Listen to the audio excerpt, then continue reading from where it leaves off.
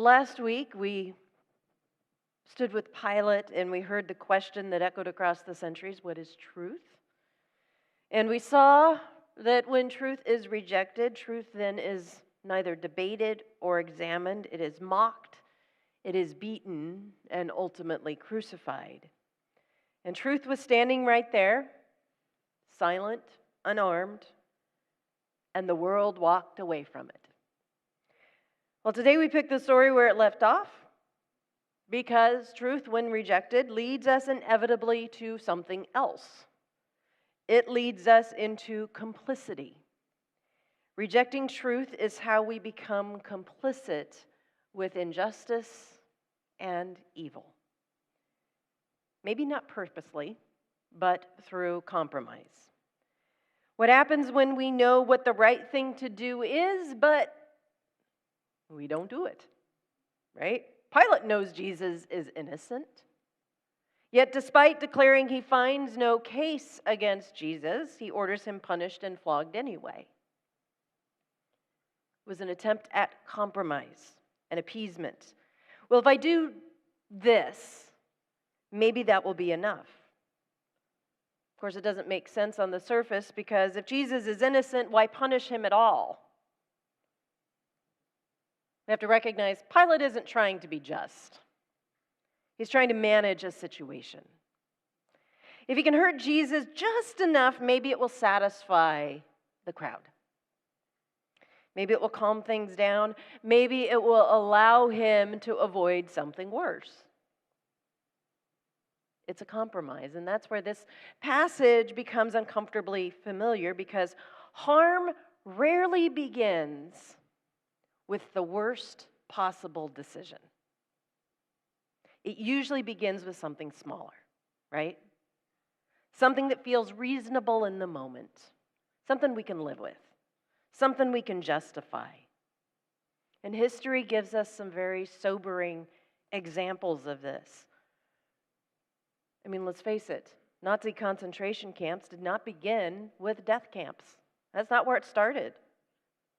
It began with policies, with steps, with decisions that at each stage could be explained, could be justified, could be ignored. It started with language, labeling certain groups as dangerous, undesirable, less than fully human. Then came the legal restrictions. The Nuremberg laws stripped Jewish people of citizenship, basic rights. Suddenly, neighbors were no longer equal under the law. And it wasn't just the Jewish people. The regime also targeted political opponents, people with disabilities, the Roma. You know them better probably by the slur that was given them, gypsy. They were defined as criminal by nature and deemed a threat to society. LGBTQ communities. One of the first public acts of the Nazi regime was to the destruction of the Institute for Sexual Science. It pretty much went after anyone whose identities or lives did not fit the regime's vision of what society should be. Then came the social and the economic exclusions. Businesses were boycotted, people were pushed out of jobs, public life became increasingly closed off. And the goal was separation, making it seem normal that some people no longer belonged. Then came violence, and it was tolerated and normalized. Synagogues were burned, homes were destroyed, people were arrested and killed, and the state, rather than protecting people, participated and became the violence against its own people. And even then, the camps that followed were not yet designed as death camps. Early concentration camps like Dachau were initially used for imprisonment, for political opponents, for dissenters, and just those people who were undesirable. It was only later, after they'd launched themselves into a world war, through further decisions and further policies, further justifications, that the system expanded into forced labor, eventually into the systemic extermination in places like Auschwitz. And at no single point did it begin with, let's build death camps. It became that step by step, policy by policy, compromise by compromise. Pilate does not start with, I'm going to crucify this guy. He starts with, yeah, let me meet with him. Let's see what this is about. Then it's, well, maybe this beating will be enough. Maybe that will satisfy people. Maybe this level of harm will keep the peace. But it doesn't.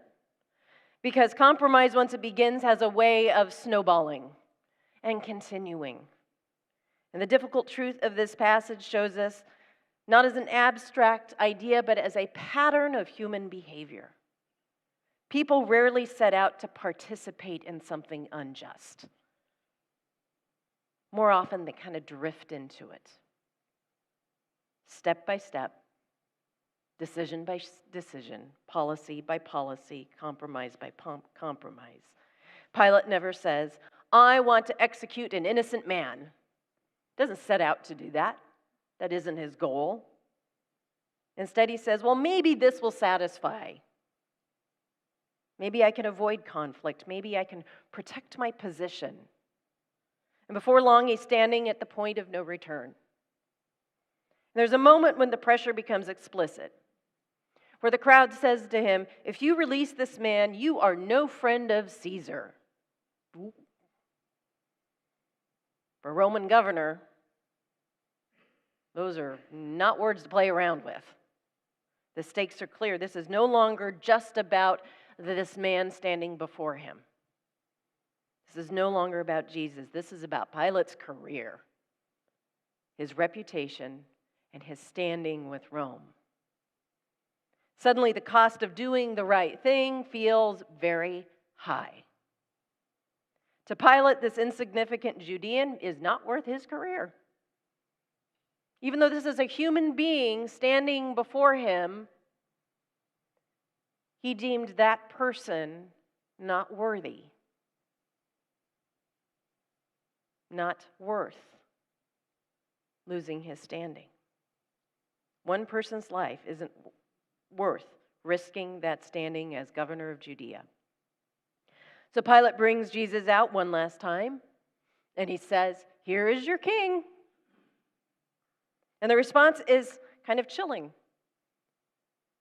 The people respond, we have no king but Caesar, which if you understand kind of the conflicts at the time is a really chilling response. Because in that moment, they don't just reject Jesus, they align themselves with the very power that has been oppressing them. They choose empire over the kingdom of God. They chose control over truth. They choose what feels secure over what is actually faithful. And then Pilate does what he has been moving toward all along. He hands Jesus over. Not because he believes it is right, but because it's easier. It is easier just to crucify this guy and get it over with. And that's the part we need to kind of sit with during Lent. Because this story is not just about Pilate or the crowds.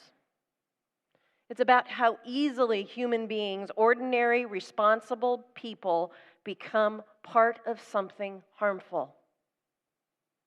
Not out of hatred, but out of fear, out of pressure, out of the desire to keep things manageable, out of doing what is easiest, to just kind of go along. Which forces us to ask that question, where do we choose what is safe over what is true? Where do we compromise? Not all at once, but step by step. Where do we convince ourselves that those small distortions of the truth are necessary to maintain order, to avoid conflict, or to protect what we have? Because Pilate's story is not just about one man in history, it is about a pattern that repeats itself whenever truth becomes inconvenient. And we see it in all these small ways. when we stay silent instead of speaking up, when we go along with something we know isn't right because we just don't want the conflict, when we prioritize comfort over courage, when we tell ourselves, this is just how things are. So we ignore the injustice, we ignore the harm being inflicted on others around us. Pilate's story reminds us it doesn't happen all at once. It happens gradually. And by the time we realize what's happening, we may already be standing in a place we never intended to be. And then there's Jesus. Jesus, who is at the center of it all. And he doesn't resist. He doesn't retaliate. He does not try to force the situation into his favor. In fact, he tells Pilate, look, if I acted like you all acted, I would have an army behind me. But he doesn't. He simply stands. And in doing so, he reveals something very powerful. Faithfulness is not about controlling the outcome. It's about remaining who you are even when the world around you is not. Lent is a season that asks us to look honestly at ourselves, not just at what we believe, but at how we live. Where are the places we are tempted to compromise? Where are the places we tell ourselves, this is just easier, just go with it? Where are the places we slowly drift instead of choosing deliberately? Because the question this passage leaves us with is not, what would I have done back then? It's, where am I doing this now? And the invitation of Lent is not condemnation, it is clarity. To see more clearly, to recognize those moments earlier, to choose differently. To follow the one who stood in that courtyard, not with power, but with faithfulness. Behold your King. Not because he controls everything, but because he shows us another way to live and be. And that is where the gospel meets us. Because if we're honest, we're not just watching Pilate, we are him. We are the ones who hesitate. We are the ones who compromise. We're the ones who choose what is easier. We're the crowd. We align ourselves with the very forces that often oppress us. But the one standing in that courtyard is not just exposing that. He is carrying it. Jesus is handed over because we fail, right? And still, Jesus does not turn away. He walks toward the cross. Not to condemn the world, but to redeem it. And from that place, something new begins, not because we got it right, but because God refuses to let our failure be the end of the story. Behold your King, the one who does not abandon us in our weakness, but meets us in it in order to resurrect us to a new life and a new way of being.